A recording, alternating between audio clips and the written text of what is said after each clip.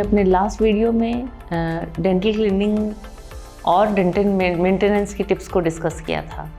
इस बार उसी को आगे बढ़ाते हुए हम लोग और क्या क्या ध्यान रख सकते हैं ड्यूरिंग डेंटल ट्रीटमेंट और पोस्ट डेंटल ट्रीटमेंट, उसके बारे में थोड़ा डिटेलिंग करना चाहूँगी।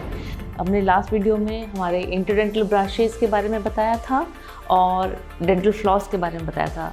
इंटरडेंटल ब्रशेस को कहाँ यूज़ करना है, फ्लॉस को कहाँ यूज़ करना है, इसके बारे में पूरी जानकारी दी थी कि डेंटल स्पेसेस दांतों के बीच में जगह ज़्यादा होती है तो इंटरडेंटल ब्रश यूज़ करते हैं। उनको कैसे यूज़ करना होता है कि पीछे के दांतों में करने के लिए हमें मुंह को आधा खुला रख करके उसको proper to and fro insert करते हुए क्लीन करना होता है, और डेंटल फ्लॉस को बीनीथ द गम्स प्रॉपर जाके क्लीन करना होता है। जब गम्स हेल्दी रहेंगे तो टीथ हेल्दी रहेंगे। आजकल इस तरह के वाटर पिक्स भी आते हैं जो जैसे डेंटिस्ट 3-वे सिरिंज यूज़ करते हैं, उससे वाटर पिक्स डेंटल फ्लॉस या इंटरडेंटल ब्रश की जगह हम वाटर पिक भी यूज़ कर सकते हैं। वाटर पिक में एक सिरिंज होती है और उसको डिफरेंट मोड पे, यानी soft mode, medium mode, high mode, उन पे दांतों के बीच बीच में वाटर फ्लो से क्लीन किया जाता है, क्योंकि in between teeth cleaning is very essential whether patient has got treatment with implants, जिनके इम्प्लांट सपोर्टेड फिक्स टीथ होते हैं या जिनके फिक्स टीथ ब्रिजेस के थ्रू होते हैं, मींस आर्टिफिशियल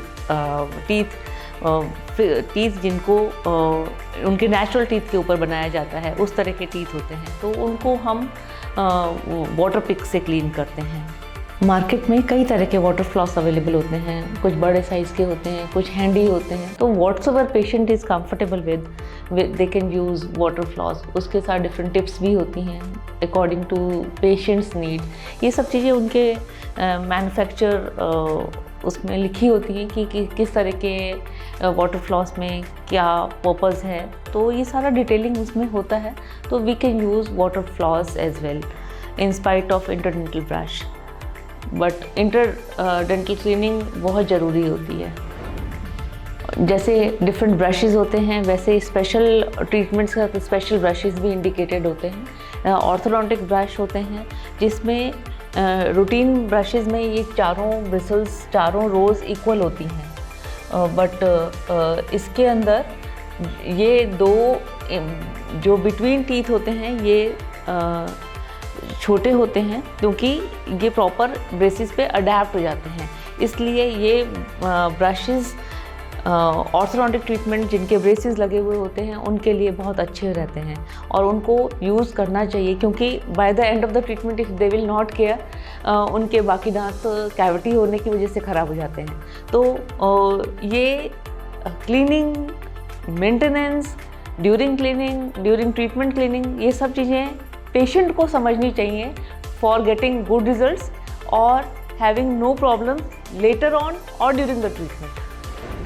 अगर हम पीडियाट्रिक पेशेंट्स की बात करें, बच्चे जिनके अभी टीथ नहीं आए हुए होते या 6 मंथ्स की एज में जब टीथ आने शुरू होते हैं, तो तब भी हमें केयर की ज़रूरत होती है फॉर गम्स, क्योंकि अगर हम बच्चों के गम्स को प्रॉपर क्लीन नहीं करते, पुराने ज़माने में मलमल के कपड़े को इस्तेमाल करते थे, तो आज भी मलमल का कपड़ा इस्तेमाल कर सकते हैं, पर इस तरह के कई बार उसकी सफाई के बारे में हम नहीं ध्यान रख पाते। तो इस तरह के पीडियाट्रिक ब्रशेज़ भी अवेलेबल होते हैं जिनको फिंगर पे अडेप्ट करके मदर कैन हेल्प और फादर कैन हेल्प देम, ताकि उनका टंग, लिप, अंदर से चीक पूरा क्लीन किया जाए आफ्टर फीडिंग, जिससे क्या होता है कि बच्चों में दूध या कुछ भी जो भी खाया पिया हुआ होता है वो पड़ा ना रहे।